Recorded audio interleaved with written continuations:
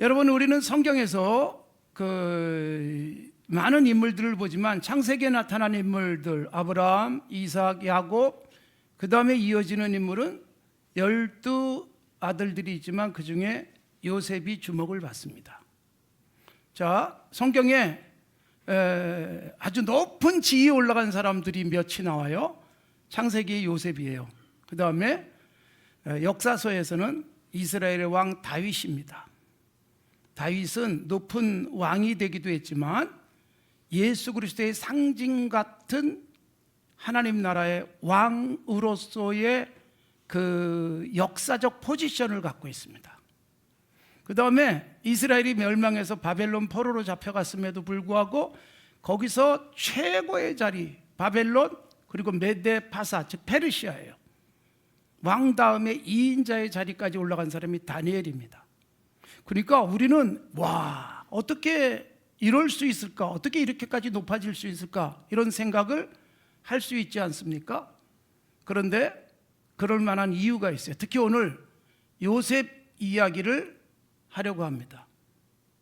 요셉은 어떻게 해서 이렇게 높은 자리에 올라갔을까요? 우리가 요셉 그러면 뭐가 생각나시는지 모르겠어요. 근데 많은 분들이 그래, 요셉이 꿈을 해석했어, 이런 생각할 수 있잖아요. 왕의 신하의 꿈을 해석하고 더욱은한다나 바로 왕의 꿈을 해석해 주므로 바로 왕이 최고의 자리에 앉혀 주었습니다. 그러니까 요셉의 지혜, 요셉의 기가 막힌 통찰력, 이런 것들을 우리가 많이 느낄 수가 있지요. 그러나 여러분, 그런 것들도 오늘 제가 말씀드리려고 하는 경쟁력의 결과일 뿐입니다. 요셉의 진정한 힘은 무엇일까요? 이 부분을 우리가 함께 살펴보도록 하겠습니다. 자, 우선 요셉이 형들에게 미움을 받아서 팔려가죠. 팔려간 곳이 이집트예요. 그래도 팔려가도 꽤 괜찮은 나라로 팔려갔어요. 당시 최대 강국. 그리고 거기서도 누구의 집에 갔을까요? 보디발이라는 사람의 집, 즉 애굽 왕의 친위대장 집에 노예로 갔어요. 그러니까 이것도 힘이에요. 보통 종들은 주인이 누구냐에 따라서 거의 주인과 똑같은 급에 올라가려고 합니다. 그러니까 요셉은 꽤 괜찮은 경쟁력을 갖췄어요. 거기다가 요셉이 이 보디발의 집에서 매우 뛰어난 성실함을 보여줘요.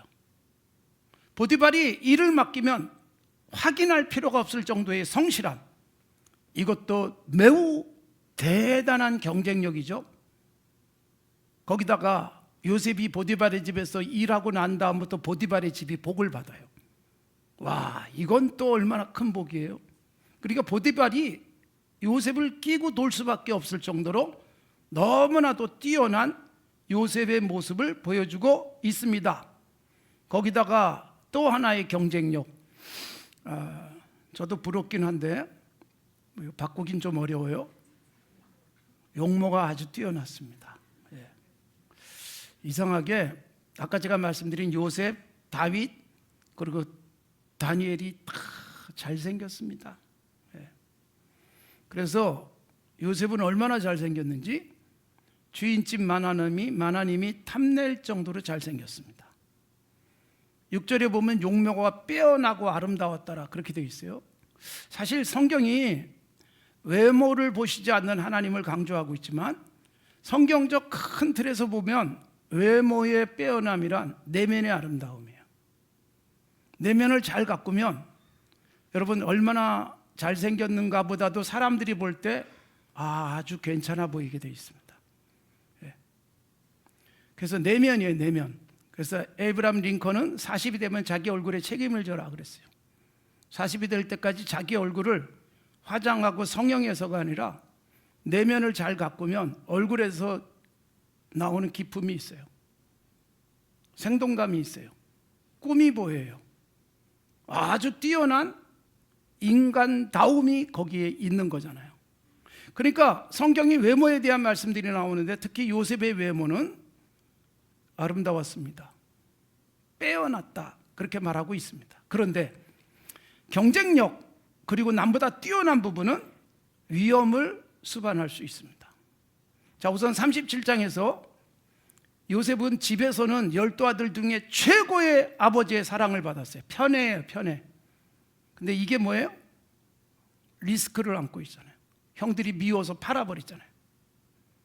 여기 용모가 빼어났기 때문에 그 용모를 보면서 와, 훌륭해, 그렇게 하고 끝나면 좋을 텐데 못된 짓 하려는 사람이 있어요. 보디발의 집에 아내 여주인이 이 요셉을 유혹합니다. 그러니까 갑을관계잖아요. 보디발의 아내는 권력을 가지고 요셉을 지배할 수 있는 자리에 있었어요. 못된 여주인이 그런 짓을 하는 거예요.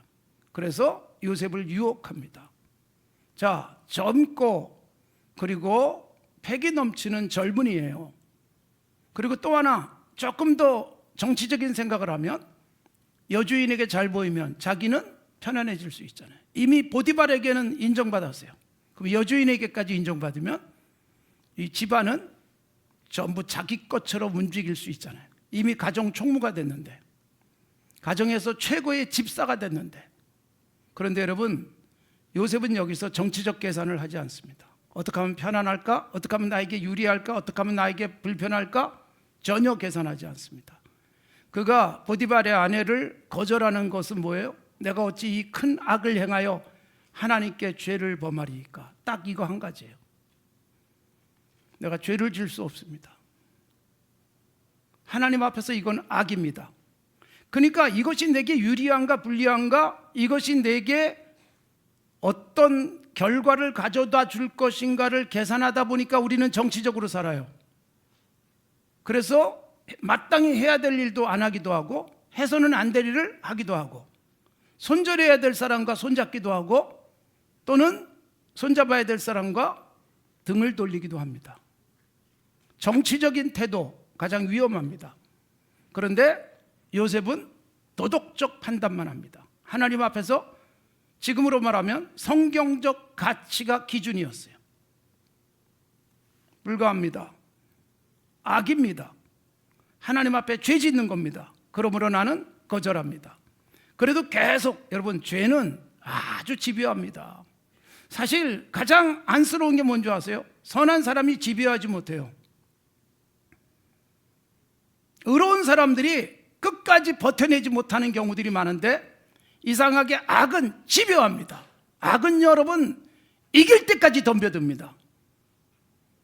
그래서 그리스도인들이 세상을 이기는 방법은 우리가 끝까지 버텨야 돼요. 선한 일이라면 끝까지 버텨야 돼요. 손해를 보더라도 버텨야 돼요.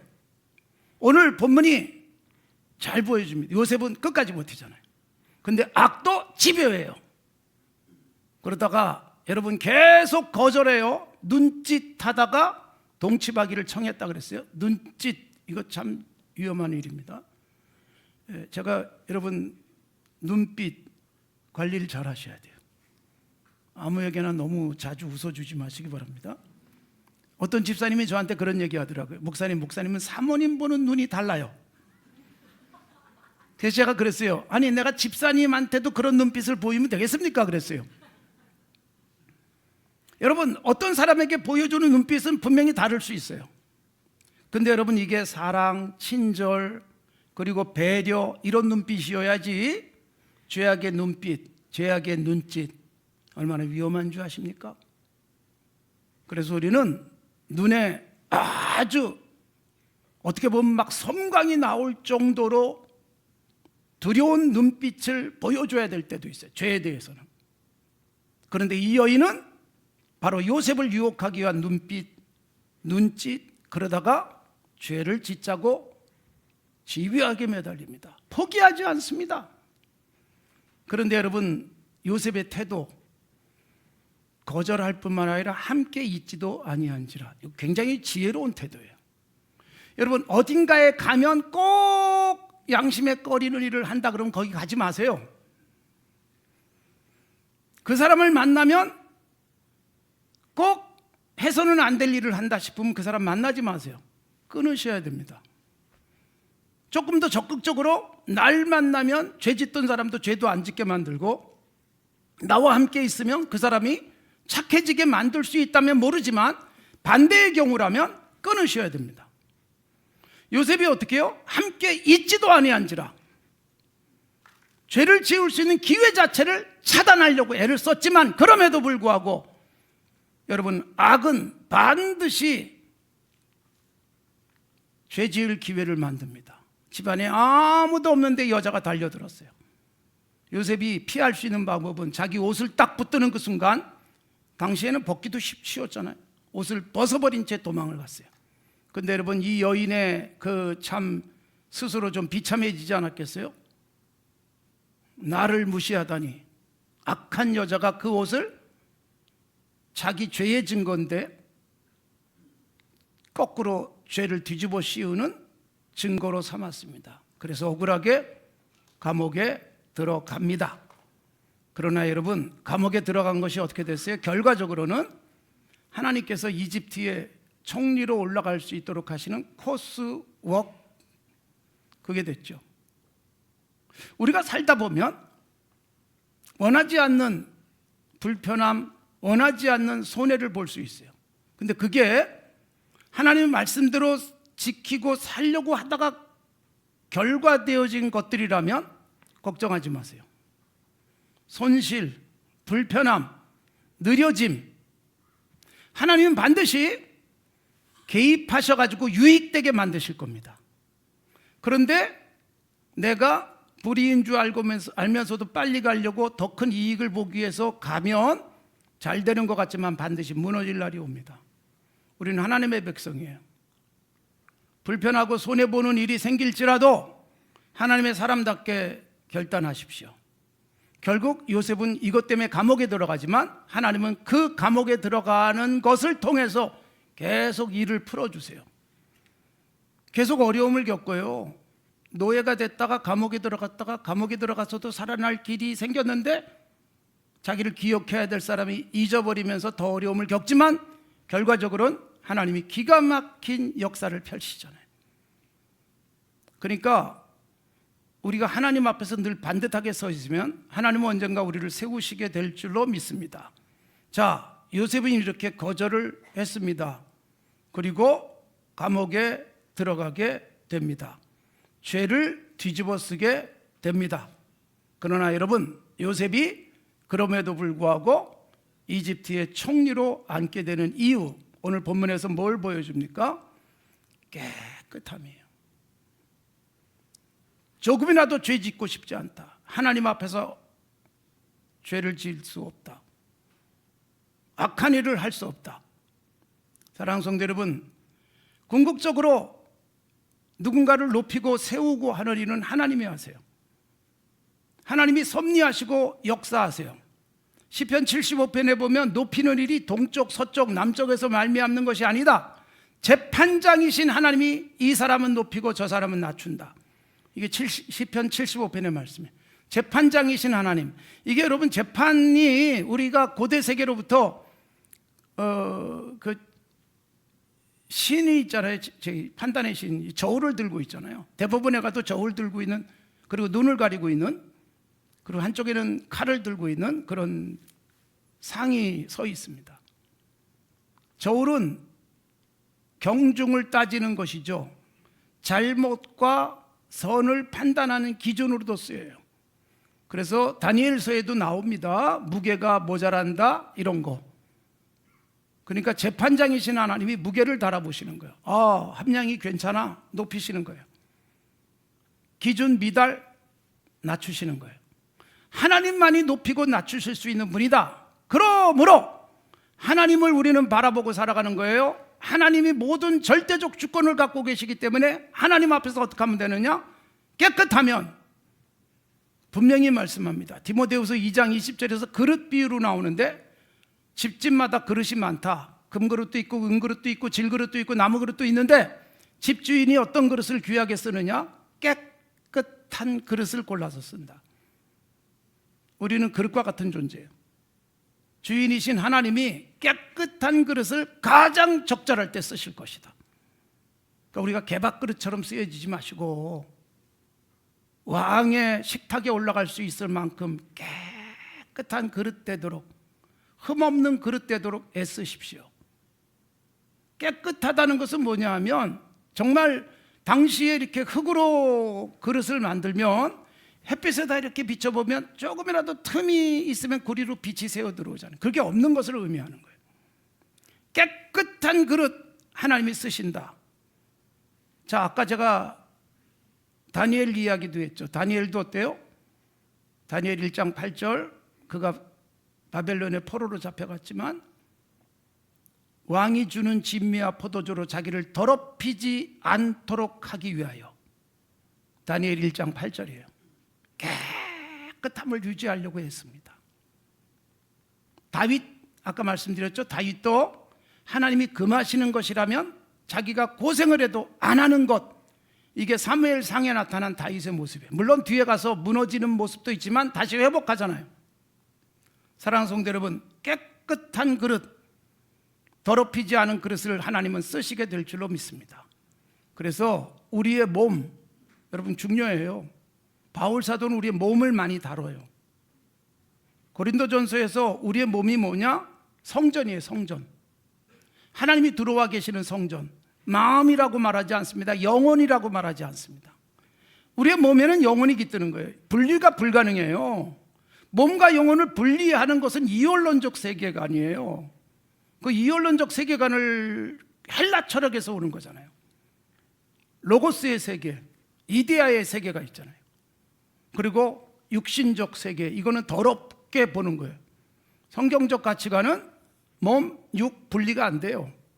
우리의 몸이 거룩한 하나님의 도구예요. 몸으로 하나님께 산제사 드릴 수 있다. 로마서 12장. 우리의 몸이 성령이 거하시는 전과 같다. 성전이에요. 성전. 그래서 몸으로 죄를 짓지 말라. 특별히 몸으로 죄를 짓는 음란한 일들에 대한 경고를 고린도전서에서 해주고 계시는 거예요.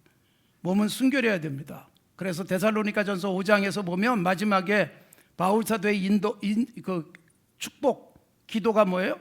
우리 주 예수 그리스도께서 강림하실 때까지 너희의 몸이 흠없이 보존되기를 원한다. 깨끗하게 보존되기를 원한다는 것입니다. 사랑하는 성도 여러분, 우리가 하나님 앞에서 깨끗하게 보존되는 복이 있길 바랍니다. 깨끗하셔야 돼요. 예수 믿는 건 뭐예요? 깨끗함을 유지하기 위해서 노력하는 거예요. 죄를 짓지 않기 위해서 노력도 하지요. 깨끗함. 요셉이 옷을 벗어버리고라도 도망가는 깨끗함. 그래도 어쩔 수 없이 더러워지면 씻고 하나님 앞에서 깨끗함을 유지해가는 건강한 그리스도인의 삶이 필요한 것입니다. 한국교회, 교회가 일을 안 하고 돈을 안 쓰고 커다란 예배당이 없고 수만 명 모이는 교회가 없기 때문에 세상에 비난을 당하는 것이 절대로 아닙니다. 세상은 그나마 교회가 좀 깨끗하길 바라는 거예요.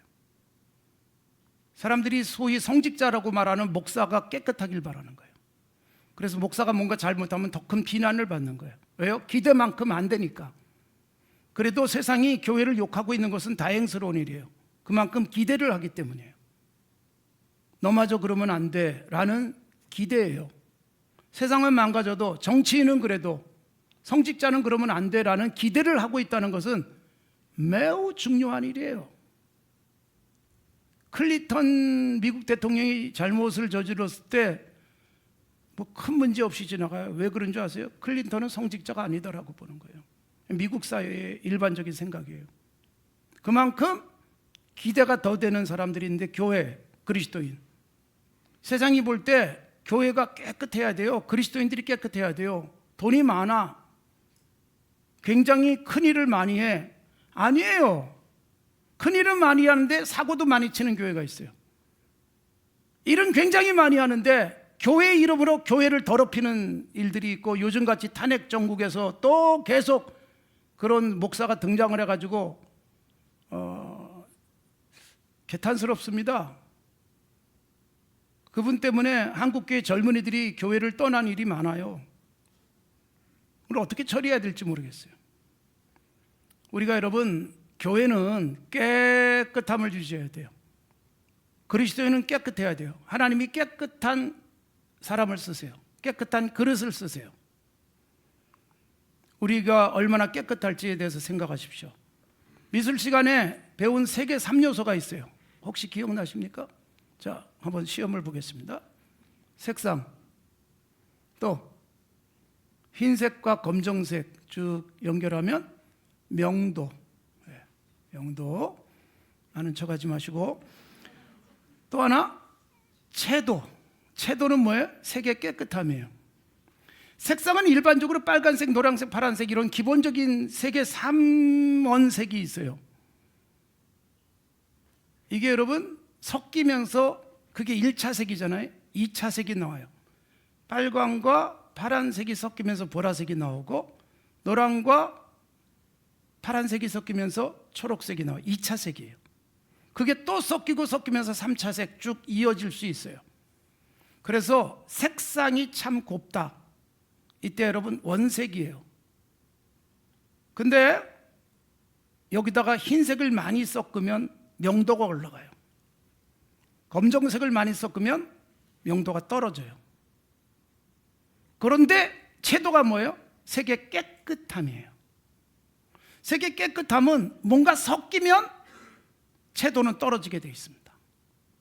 물론 여러분 미술 작품 속에 원색만 쓰지 않습니다. 몬드리안처럼 원색을 많이 쓰지는 않습니다. 보통은 섞어서 씁니다. 그래야 분위기가 살죠. 그러면 채도를 떨어뜨리는 게 뭐냐? 원색에다가 다른 색을 섞으면 채도는 떨어집니다. 밝아졌는데도 채도가 떨어져요. 흰색을 많이 섞어서 밝아요. 명도는 높은데 채도는 떨어지는 거예요. 검정색을 섞었더니 명도도 떨어지는 데다가 채도도 떨어지는 거예요. 채도란 깨끗함이에요. 그리스도인은 깨끗함을 유지해야 되는데 깨끗함을 유지하는 방법이 뭐예요? 섞이지 않아야 돼요. 예수 믿는 그리스도인에게 세상적 가치관이 섞여버리면 채도가 현저하게 떨어집니다. 그래서 우리는 채도를 지키기 위해서 애쓰셔야 돼요. 깨끗함을 유지하기 위해서 애쓰셔야 됩니다. 교회 얼마나 깨끗한가로 판단하셔야지 얼마나 큰가, 얼마나 돈이 많은가, 목사 얼마나 깨끗한가로 판단하셔야지 학력이 중요한 기준이 되면 안 됩니다. 그럼에도 불구하고 오늘날 한국교회가 담임 목사 청빙 해가지고 광고 나오는데 보면 많은 게 나와요. 경력, 학위 이런 것들. 그게 여러분 건강한 목회자의 기준은 절대로 아닙니다. 여러분 아무것도 섞일 수 없이 깨끗하게 목회하고 있는 목회자가 얼마나 많은 줄 아세요? 저 섬에서, 농촌에서 순수하게 그냥 교인들만 보고 어르신들 몇 분 붙들고 그분들을 사랑하고 기도해주고 어려우면 도와주고 그분들이 시내 나갈 일 있으면 차 태워서 운행도 해주고 아무것도 바라지 않은 채 그렇게 사역하고 있는 목회자들, 정말 아무것도 섞일 수가 없는, 환경 자체가 섞일 수가 없어요. 자연 환경도 깨끗한 데다가 목회 환경이 깨끗하고 그러다 보니까 깨끗함을 유지해가는 그런 목회자들이 얼마나 많은데요. 그런데 여러분 섞일 게 없어서 깨끗한 게 아니라 온갖 불순물도 많고 미세먼지도 많고 그럼에도 불구하고 깨끗함을 유지해 갈 수 있는 그리스도인, 이게 우리들에게 요구되는 것이고 그렇게 깨끗하게 유지하면 하나님이 세우시고 하나님이 사용하신다. 이걸 분명히 말씀하고 있는 거예요. 우리 사회 뛰어난 능력 갖고 있는 사람이 없어서 나라가 이 모양이 되고 있는 것이 아닙니다. 최고의 학교를 나오고 고시도 패스하고 거기다가 정치적 운도 따라가지고 괜찮은 자리에 올라갔지만 깨끗함의 문제 때문에 나라가 엉망이 되고 우리 사회가 불신의 사회가 되어버리고 갈등과 대립의 사회가 되어버리고 있는 이 불행한 현실을, 그럼에도 불구하고 우리는 여전히 뭘 가지고 판단하려고 그래요? 학력 갖고 판단하려고 그러고